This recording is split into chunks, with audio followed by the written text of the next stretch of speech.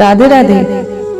एक बार एक व्यक्ति श्रीधाम वृंदावन में दर्शन करने गया। दर्शन करके लौट रहा था, तभी एक संत अपनी कुटिया के बाहर बैठे एक अच्छा सा पद गा रहे थे। वो नैन हमारे अटके श्री बिहारी जी के चरण कमल में, बार बार यही गाए जा रहे थे।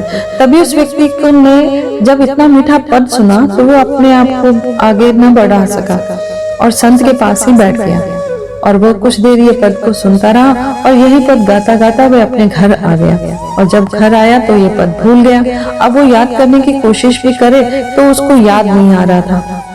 अब उसने बिहारी जी के उन चरण कमलों की थोड़ी देर बाद जब उसको कुछ याद आया तो उसने गाया, हो नैन बिहारी जी के अटके हमारे चरण कमल में।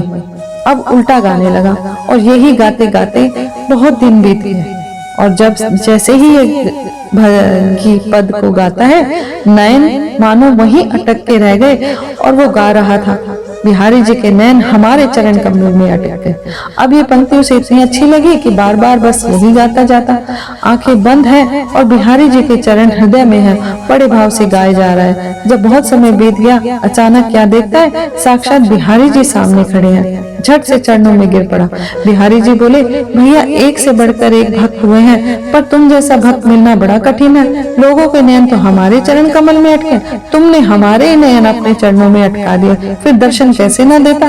भगवान बड़े प्रसन्न हो गए। वास्तव में बिहारी जी शब्दों की भाषा नहीं सुनते, वो तो भाव की भाषा ही समझते हैं।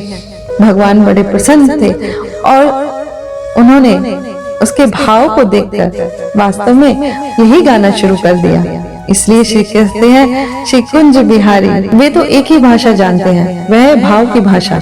भले ही उस भक्त ने उल्टा गाया, पर बिहारी जी ने उसके भाव देखे कि वास्तव में ये गाना तो सही चाहता था, शब्द उल्टे हो गए तो क्या हुआ, भाव तो कितना सच्चा है।